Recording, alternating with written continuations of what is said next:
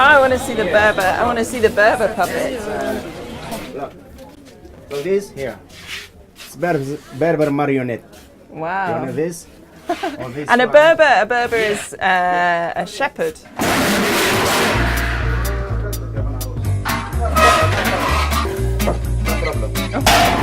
Sorry. No problem. Okay. Yeah. It wasn't me. I'm Amanda Barnes and I'm a wine writer on a mission. I'm travelling to 80 different wine regions around the world to discover what makes each region and their wines unique. We'll leave no stone unturned, no grape unsqueezed, and no wine undrunk. This is Around the World in 80 Harvests.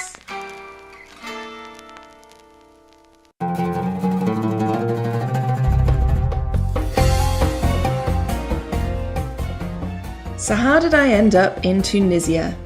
It's all down to a lawyer from the US called Kathy, who, like many foreigners, had become fascinated by Tunisia's progress since its revolution in 2010. This is a brand new democracy, and for someone like me from the United States, watching the creation of a brand new country and a brand new democracy, seeing them write their constitution, it's just been an amazing experience. When I planned my 80 wine regions around the world, Tunisia wasn't one of them. As a Muslim country, wine is normally off the menu. But Kathy wanted to convince me otherwise, so here I was during the harvest season, in peak summer with temperatures averaging around 40 degrees Celsius each day. Before getting into the harvest though, I wanted to start at the beginning. Home to one of the great ancient civilizations, naturally I had to start at Carthage. We're just looking for our guide here in the Roman Baths of Carthage. The Ministry of Tourism have sent us a guide. This must be him. It's 10 a.m. and it's already about 45 degrees, so let's do this quick. Hello! Welcome you to Carthage. We welcome you to the symbol of the Tunisian history, and it's also the symbol of our Tunisian agriculture. Magon was the first agronomist, the first viticulturalist in the world, and he was here from Carthage? Yes, he was from Carthage, and as I said, a part of that, he was considered as a great traveler. He traveled a lot. The Carthaginians, and then after that, the Romans knew and cultivated the grapes. They did have the three kinds of wines, the red, white and rosé wine. So these are the Roman baths, and people would come here, they'd have a cool dip over there, a hot bath there, end up in the sea. Would they ever bring a glass of wine? Yes, they did. They brought their meal, their food with them, and their wine. They really enjoyed spending all the day in thermal baths. Well, it looks, for me, it looks like a nice place to have a picnic. Yes, yes. Fortunately, I had my own liquid picnic ready. Well, sort of ready. Finally done. Yeah. À votre santé. We're going to have a lot of help. Yeah. Prost. Prost. Prost! Na zdravie! Na zdravie. Salud! Salud. Salute! Cheers! Cheers. Tunis has been a trading capital since 300 BC, and trade is still roaring in downtown Tunis. We headed to the food market and through to the ancient Medina, the marketplace which is a UNESCO heritage site founded some 1400 years ago. The Medina is spread over 270 hectares and could be quite hard to penetrate alone, so I had an idea. When we were in the market the other day, we met this young photographer, Amza, who took some pictures of me at his lemon stall. And then when I checked out his Instagram, I saw all these crazy lemon portraits, and I thought, I've got to hang out with this guy. Amza! Hey, bonjour. Hello. Hello. How you doing? Sorry, I'm very Mediterranean. Okay. We're talking about his life story. Through Google, because he's recording in Arabic. I'm reading it in English and then I'm responding in English, and this is the quickest way for us to talk. We're both 31, Amza, Amanda. Everyone knows me in Tunisia that I love photography and lemons. لا. Et citron. Et citron. This is the Medina historique, okay, l'antique. Right, I love this. This is just so beautiful. I mean, this is solid. It's just gorgeous. And you have to get off the tourist route to find this, so I'm glad that Amsa's taken us here. I got quite over-enthusiastic about the beautiful doors and architecture, which seemed to get better around every corner. As Amsa took me further into the Medina, he introduced me to some of his friends. Aslema, hello. Okay, Aishik, thank you. okay. Not all of whom I managed to impress.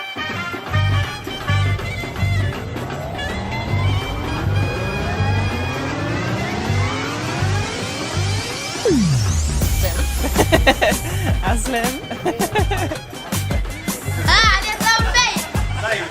ممشوش هذاك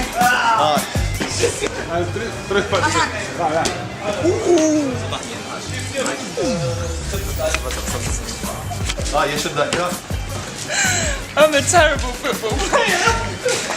Football career in ruins, we moved on quickly, and Amsa took me to see some of the street art, which he explained is a rather new phenomenon. So, Amsa was saying that this was all painted by foreigners from Italy, Spain, Elle fait la different danse places. comme ça, que And they musique. all came here for like a big music and dance festival and painted this in 2012 and 13. So after the revolution. An end to censorship following the revolution meant that the new generation could now freely express themselves, which for Amsa meant buying a camera and taking up photography to capture the everyday happenings in the Medina. Amanda, fais comme ça. Today, though, I seem to be the unwitting muse. Myself, doors, and of course, lemons. To my new career in lemonade.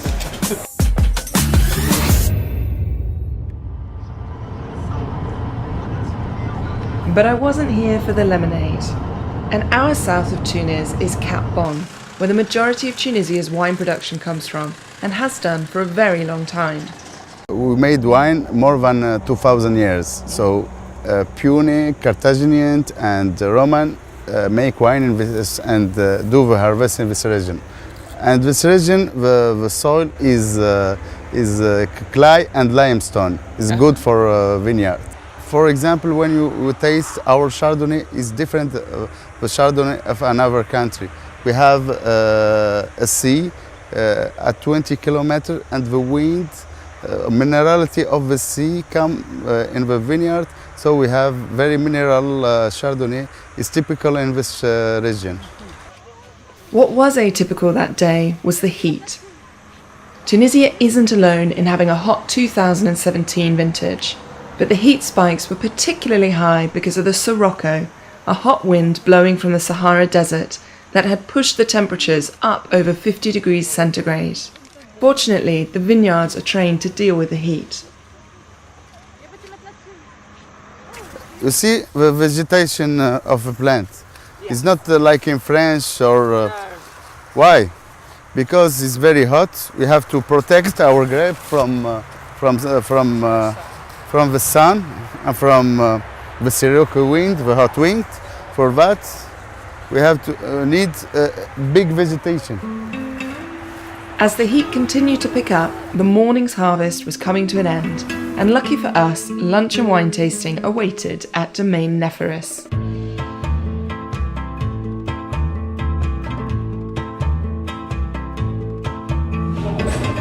So we're having a typical Tunisian lunch, which started with appetizers on the sofa about 2 hours ago, and 5 wines. And now we've moved to the table. We've got another series of kind of appetizers or starters here. First, I have to start with the harissa, the chili harissa, then the salad, then the shrimps, then the stew, then the fish, and then the pasta.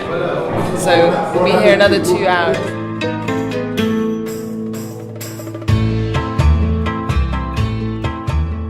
4 hours later, we finished lunch and headed over to nearby Septune's winery to taste their wines, which meant indulging in even more food and Tunisian hospitality. Although Tunisia has been making wine for thousands of years, the quality revolution only really started in the 19th and 20th centuries, during the French occupation, when modern winemaking techniques were introduced.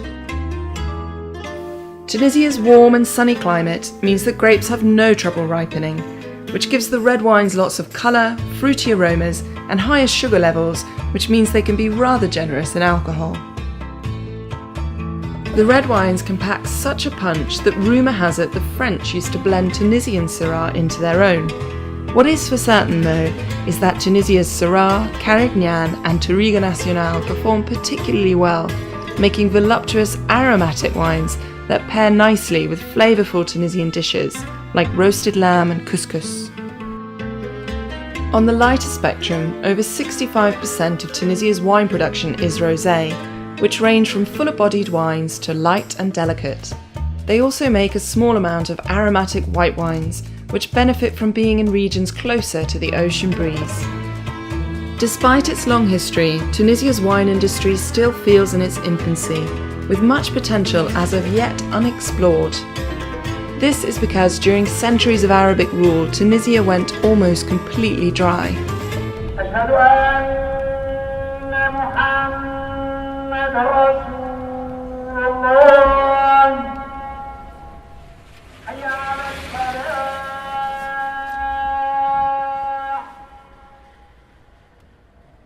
So we're here in Kairouan at the mosque, which is one of the most sacred sites of Tunisia.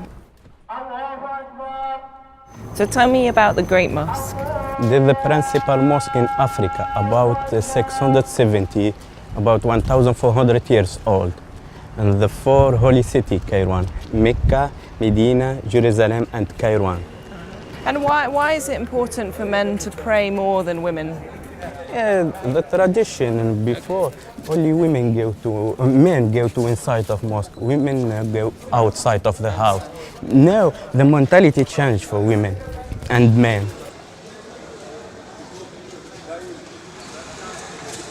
The changing attitudes in Tunisia have also affected wine consumption, and we went to the first wine club in Tunis to learn more. So tell me your experience as a Tunisian drinking wine. 20 years ago, it isn't casual to see women drinking in Tunisia, you know. We start with whiskey in nightclubs or like that. But after, I saw now since 10 years, because there is a lot of wineries now in Tunisia, so many women drink wines. They started with wine, not other alcohol. So now it isn't strange to drink, but 20 years ago, yes. Did the revolution change any kind of attitude? Not really, but we saw in the new generation more people drinking, women drinking more, and especially wines and rosé. After the revolution, what I know from winemakers, that the level of consumption of wines, it's growing more, like 30% in the beginning, wow. Just after the revolution, yeah. Wine is losing its taboo in modern-day Tunisia and finding its place back on the table, which is already crowded with lots of delicious flavours that embrace its Mediterranean, African and Berber heritage, as one of Tunisia's top chefs explained to me. Since we have been invaded by many civilizations, so we have a very big historical culture of the food, and that's why you can see the table of the Tunisia. We have small dishes, and because we want to remember that this is from Spanish, and this is from Malta, and this is from Italy, and this is from Ottoman, and this is from Phoenicia. We want to have all these historical on our table.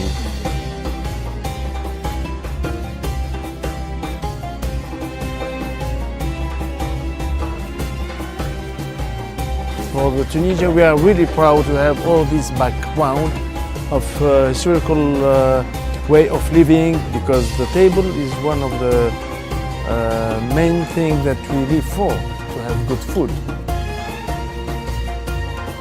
We want to have a good life. We want to have. We have a beautiful land. We have a beautiful country. We have beautiful products. We have beautiful tourism. We are a land of peace. So we offer to our neighbor what we have the best. So if my friends or my neighbor wants to have red wine, and the other one wants to have rosé, we just have fun and say, Saha. We just appreciate to share all these good things together. I mean, we just love life and history of Tunisia.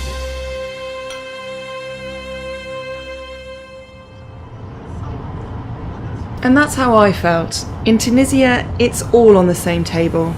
The good, the bad, the rosé. The contrast is stark in Tunisia, but that is what makes it all the more colourful. As I got ready to move on to my next wine harvest destination, I felt that a week here had only just whet my appetite for this unique country on the crossroads.